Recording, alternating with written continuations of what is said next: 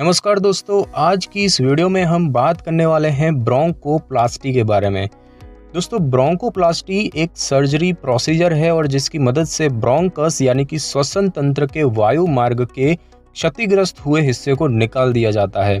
श्वसन तंत्र को वायु मार्ग आमतौर पर गंभीर सूजन होने पर संकुचन हो जाना, ट्यूमर या फिर गंभीर चोट लगने के कारण ही क्षतिग्रस्त होते हैं। सर्जरी से पहले आपको कई अलग अलग टेस्ट करवाने पड़ सकते हैं, जिनमें आमतौर पर chest x-ray, pulmonary function test और अल्ट्रासाउंड वगैरह शामिल है। सर्जरी के बाद आपको कुछ समय तक पेन किलर दवाओं की आवश्यकता पड़ती है और साथ ही आपको कुछ प्रकार की ब्रीदिंग एक्सरसाइज भी सिखाई जा सकती है। ऑपरेशन के बाद आपको लगभग 2 से 5 दिनों तक अस्पताल में रहना पड़ सकता है। घर पर आपको कुछ विशेष प्रकार की लंग एक्सरसाइज, स्ट्रेचिंग एक्सरसाइज और चलने फिरने जैसी गतिविधियां करने को कहा जाता है। हालांकि वजन उठाना या कोई भी अधिक मेहनत वाली एक्सरसाइज करने से कुछ दिनों के लिए मना किया जाता है। सर्जरी के कुछ दिन बाद डॉक्टर आपको फिर से अस्पताल बुला सकते हैं, जिस दौरान यह जांच की जाती है कि सर्जरी के बाद आप सामान्य रूप से स्वस्थ हो रहे हैं या फिर नहीं। दोस्तों, अब बात करते हैं कि ब्रोंकोप्लास्टी क्या होती है। दोस्तों, ब्रोंकोप्लास्टी सर्जरी प्रोसीजर ब्रोंकस के रोगग्रस्त हिस्से को निकालने में मदद करती है। श्वसन प्रणाली के वायु मार्ग को ब्रोंकस कहा जाता है, जिसमें कि ट्यूमर, सूजन या फिर चोट वगैरह लगने के कारण क्षति हो जाती है। श्वसन प्रणाली में आमतौर पर फेफड़े, वायु मार्ग और रक्त वाहिकाएं वगैरह शामिल हैं, जो कि सांस लेने की प्रक्रिया में मदद करती है और इसमें श्वसन मार्ग हवा को फेफड़ों तक पहुंचाते हैं और जिसके बाद उसमें से ऑक्सीजन रक्त में मिल जाती है। नाक या फिर मुंह के माध्यम से ली हुई हवा गले से होती हुई वायु नली तक पहुंचती है। वायु नली यानी कि ट्रैकिया आगे 2 हिस्सों में बढ़ जाती है, जिन्हें कि हम ब्रोंकाई कहते हैं। ब्रोंकाई जो है वो फेफड़ों में जाकर जुड़ी होती है और आगे जाकर छोटी छोटी नलियों में बढ़ जाती है, जो कि फेफड़ों के सभी हिस्सों में फैली होती है और इस प्रकार हमारे द्वारा सांस के रूप में ली गई हवा फेफड़ों तक पहुंच पाती है। ब्रोंकस में घाव या फिर ट्यूमर बनना या फिर चोट लगने से वायु मार्ग रुक जाते हैं और परिणाम स्वरूप सांस लेने में दिक्कत होने लगती है।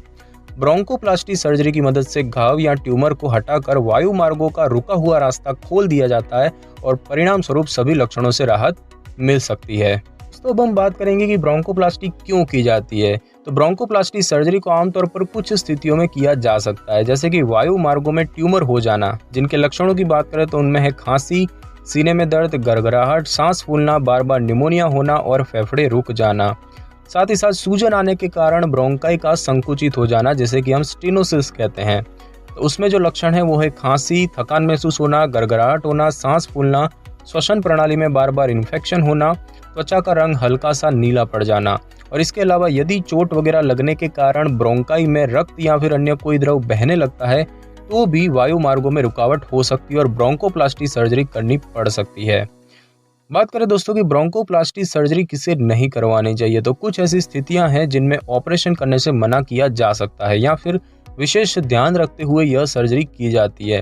तो ऐसी जो स्थितियां हैं वो है कॉर्टिकोस्टेरॉइड की अधिक खुराक लेने वाले व्यक्ति को, रेडिएशन के संपर्क में आने वाले व्यक्ति को, ब्रोंकाई में पहले से ही सूजन व लालिमा होना या फिर ट्यूमर जो है वो प्लूरा तक फैल गया हो, तो ऐसे में ब्रोंकोप्लास्टी सर्जरी नहीं करवानी चाहिए। ये कुछ ऐसी स्थितियां हैं जिनमें ब्रोंकोप्लास्टी सर्जरी नहीं करवानी चाहिए। दोस्तों, बात करें कि ब्रोंकोप्लास्टी से पहले क्या किया जाता है, तो ब्रोंकोप्लास्टी सर्जरी से कुछ दिन पहले ही आपको अस्पताल बुलाया जाता है। डॉक्टर आपका शारीरिक परीक्षण करते हैं और साथ ही साथ आपके हेल्थ संबंधी पिछली सभी जानकारी लेते हैं। साथ ही आपको कुछ अन्य टेस्ट करवाने को भी कहा जा सकता है, ताकि यह निर्धारित किया जा सके कि आप सर्जरी के लिए पूरी तरह से फिट हैं या नहीं। और इनमें आमतौर पर कुछ टेस्ट होते हैं, जैसे कि blood test, pulmonary function test, bronchoscopy, chest x-ray, दिमाग का MRI स्कैन, पेट के ऊपरी हिस्से और सीने का CT स्कैन, पेट के ऊपरी हिस्से का अल्ट्रासाउंड, बोन सेंटिग्राफी यानी कि हड्डियों का इमेजिंग टेस्ट, पल्मोनरी एंजियोग्राम यानी कि फेफड़ों की रक्त वाहिकाओं को देखने की इमेजिंग तकनीक। और इसके अलावा ब्रोंकोप्लास्टी सर्जरी से पहले आपको कुछ निर्देश भी दिए जाते हैं, जैसे कि यदि आपको पहले से कोई बीमारी, एलर्जी या फिर कोई भी हेल्थ की समस्या है तो डॉक्टर को इस बारे में बता दें। यदि आप गर्भवती हैं या भविष्य में गर्भधारण करना चाहती है तो इस बारे में डॉक्टर को अवश्य बताएं। यदि आप किसी भी प्रकार की कोई दवा, हर्बल उत्पाद, विटामिन, मिनरल या अन्य कोई भी सप्लीमेंट ले रहे हैं तो डॉक्टर को इस बारे में बता दें। यदि आप धूम्रपान या फिर शराब का सेवन करते हैं तो डॉक्टर को इस बारे में बता दें। डॉक्टर आपको सर्जरी से पहले और बाद में कुछ दिनों तक इन्हें छोड़ने की सलाह दे सकते हैं। ब्रोंकोप्लास्टी सर्जरी खाली पेट की जाती है और इसीलिए सर्जरी से लगभग 6 से 8 घंटे पहले तक आपको कुछ भी खाने या पीने से मना किया जा सकता है। अस्पताल में अपने साथ किसी करीबी रिश्तेदार या मित्र को लाएं ताकि सर्जरी से पहले और बाद के कार्यों में आपको मदद मिल सके। और आपको एक सहमति पत्र दिया जाता है जिस पर हस्ताक्षर करके आप सर्जरी करने की अनुमति देते हैं। हालांकि हस्ताक्षर करने से पहले सहमति पत्रों को एक बार अच्छे से पढ़ लेना चाहिए। अब दोस्तों हम बात करते हैं कि ब्रोंकोप्लास्टी के दौरान क्या होता है, यानी कि ब्रोंकोप्लास्टी कैसे की जाती है। दोस्तों जब आप ऑपरेशन के लिए अस्पताल पहुंच जाते हैं तो आपको पहनने के लिए एक विशेष ड्रेस दी जाती है जिसे कि हॉस्पिटल गाउन कहते हैं। इसके बाद आपकी बाह की नस में सुई लगाई जाती है और उसे इंट्रावेनस लाइन से जोड़ दिया जाता है। इंट्रावेनस लाइन की मदद से सर्जरी के दौरान आवश्यक दवाएं या फिर द्रव दिए जाते हैं। इसके बाद आपको एक टेबल पर लिटाया जाता है और एनेस्थीसिया का इंजेक्शन लगा दिया जाता है। आपके शरीर से एक विशेष डिवाइस को जोड़ दिया जाता है जो कि सर्जरी के दौरान आपके blood pressure, heart rate, oxygen level और नाड़ी की स्थिति को मॉनिटर पर दिखाता है। जब एनेस्थीसिया का असर शुरू हो जाता है तो आप गहरी नींद में सो जाते हैं और इस दौरान ब्रोंकोप्लास्टी सर्जरी प्रोसीजर शुरू की जाती है। और उस प्रक्रिया की अगर हम बात करें तो उसमें सर्जन जो है वो चौथी से पांचवी या फिर पांचवी से छठी पसली के बीच में चीरा लगाया जाता है और सीने के हिस्से में किसी भी प्रकार की समस्या का पता लगाया जाता है। इसके बाद वायु मार्ग के प्रभावित हिस्से के ऊपर चीरा लगाते हैं और उसमें से एक टुकड़ा निकालकर उसे लेबोरेटरी में जांच के लिए भेज दिया जाता है, जिससे कि यह पता लग जाता है कि प्रभावित हिस्से के आसपास के ऊतक क्षतिग्रस्त तो नहीं है। वायु मार्ग के रुके हुए टुकड़े को निकालकर दोनों शिरों को मिलाकर टांके लगा दिए जाते हैं और फिर इसके साथ ही यह भी सुनिश्चित किया जाता है कि जोड़ से हवा लीक तो नहीं हो रही।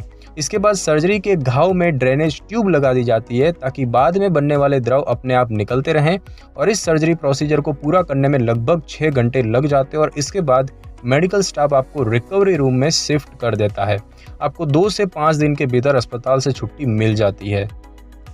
अब दोस्तों बात करते हैं कि ब्रोंकोप्लास्टी के बाद क्या होता है। दोस्तों सर्जरी के बाद जब आपको अस्पताल से छुट्टी मिल जाती है तो इस दौरान डॉक्टर आपको देखभाल करने के लिए कुछ विशेष निर्देश दे देते हैं, जैसे कि सबसे पहले तो घाव की देखभाल करना। जब तक डॉक्टर निर्देश न दें घाव के ऊपर से पट्टी न उतारें और डॉक्टर से पूछ कर ही नहाना शुरू करें। डॉक्टर आपको कुछ दिन तक बाथ टब या फिर स्विमिंग पूल में नहाने से मना कर सकते हैं। डॉक्टर द्वारा दी गई दवाओं व क्रीम वगैरह का इस्तेमाल करें। कोई भी बाहरी क्रीम, मलम या दवा का इस्तेमाल ना करें। सर्जरी के घाव की रोजाना देखभाल करें ताकि किसी भी प्रकार की समस्या होने पर तुरंत पता चल जाए। दर्द निवारण की बात करें तो सर्जरी के बाद कुछ दिन तक आपको दर्द रह सकता है, जिसके लिए डॉक्टर आपको दवाएं दे सकते हैं और इन दवाओं का इस्तेमाल डॉक्टर की सलाह अनुसार ही करें। दर्द वाली जगह की आप गर्म सिकाई भी कर सकते हैं, हालांकि ज़्यादा आंच के संपर्क में न आने दें। बात करें शारीरिक गतिविधि की तो डॉक्टर आपको स्ट्रेचिंग एक्सरसाइज करने की सलाह दे सकते हैं, जिससे कि सर्जरी वाले हिस्सों में अकड़न या जकड़न की समस्या नहीं हो पाती। आपको दिन में 3 से 4 बार धीरे धीरे चलने की सलाह देते हैं। रोजाना थोड़ा थोड़ा करके गति और दूरी को बढ़ाते रहें। ब्रीथिंग एक्सरसाइज करने के लिए डॉक्टर आपको स्पायरोमीटर का इस्तेमाल करने की सलाह दे सकते हैं। महिलाओं को सपोर्टिव ब्रा पहनने को कहा जाता है ताकि सर्जरी वाले घाव पर जोर ना पड़े। कोई भी अधिक मेहनत वाली शारीरिक गतिविधि ना करें और न ही अधिक वजन उठाएं। डॉक्टर से अनुमति लेकर ही आप दिन की सामान्य गतिविधियां शुरू कर सकते हैं। दोस्तों बात करें आहार की तो ऑपरेशन के बाद आपको कुछ दिन के लिए विशेष आहार लेने को कहा जाता है ताकि आप सर्जरी के बाद जल्द से जल्द स्वस्थ हो जाएं। आपके आहार में प्रोटीन व फाइबर से भरपूर खाद्य पदार्थों को शामिल किया जाता है। दिन में कम से कम 10 गिलास पानी पीने की सलाह दी जाती है ताकि शरीर में पानी की कमी ना रहे। आपको एक निश्चित समय तक बाहर का डिब्बा बंद व तला हुआ खाना खाने से मना किया जा सकता है और डॉक्टर आपको कुछ मल्टीविटामिन दवाएं दे सकते हैं ताकि आपके शरीर में किसी पोषक तत्वों की कमी ना रहे। और अब दोस्तों बात करते हैं कि डॉक्टर को कब दिखाना चाहिए। तो ब्रोंकोप्लास्टी सर्जरी के बाद यदि आपको कुछ लक्षण महसूस होते हैं तो जल्द से जल्द डॉक्टर से संपर्क कर लेना चाहिए, जैसे कि जी मिचलाना व उल्टी होना, पेन किलर लेने के बाद भी दर्द कम ना हो पाना, खांसी, बुखार, सांस फूलना, बलगम में खून आना, टांग व बाह सुन्न पड़ जाना, पेशाब में दर्द होना, सूजन होना, सर्जरी के आसपास वाले हिस्से में लालिमा होना, सर्जरी वाला घाव फिर से खुल जाना या फिर घाव से द्रव बह रहा हो, तो ऐसी स्थिति में आपको तुरंत डॉक्टर से संपर्क कर लेना चाहिए। और अब दोस्तों बात करते हैं कि ब्रोंकोप्लास्टी सर्जरी से क्या क्या जटिलताएं होती है या क्या क्या जटिलता होने का खतरा बढ़ जाता है। तो उसमें ब्रोंकस और रक्त वाहिका या प्लूरा के बीच में फिस्टुला बन सकता है, निमोनिया भी हो सकता है, हार्ट की अनियमित धड़कनें हो सकती हैं, सर्जरी वाले जोड़ में थूक या लार का जमा होना, जोड़ से हवा लीक होना, फेफड़ों का कुछ हिस्सा या पूरा फेफड़ा प्रभावित होना, एक्यूट रेस्पिरेटरी डिस्ट्रेस सिंड्रोम होना यानी कि फेफड़ों में द्रव जमा हो जाना, प्लूरल कैविटी में पस जमा हो जाना या फिर फेफड़ों की धमनी रुक जाना, ऐसी कुछ जटिलताएं ब्रोंकोप्लास्टी सर्जरी के बाद हो सकती है। इसके अलावा जनरल एनेस्थीसिया से भी कुछ जटिलताएं हो सकती है, जैसे कि heart attack, lung infection, stroke या फिर एलर्जिक रिएक्शन। तो दोस्तों आज की इस वीडियो में बस इतना ही। अगर आपको मेरी ये वीडियो अच्छी लगी हो तो वीडियो को लाइक और शेयर करें और कमेंट करना बिल्कुल भी ना भूलें। और अगर आप हमारे चैनल पर नए तो चैनल को कर ले सब्सक्राइब और बेल आइकन के बटन को कर ले क्लिक, ताकि मेरी नई वीडियो की नोटिफिकेशन सबसे पहले आपको मिल सके। Thanks for your time.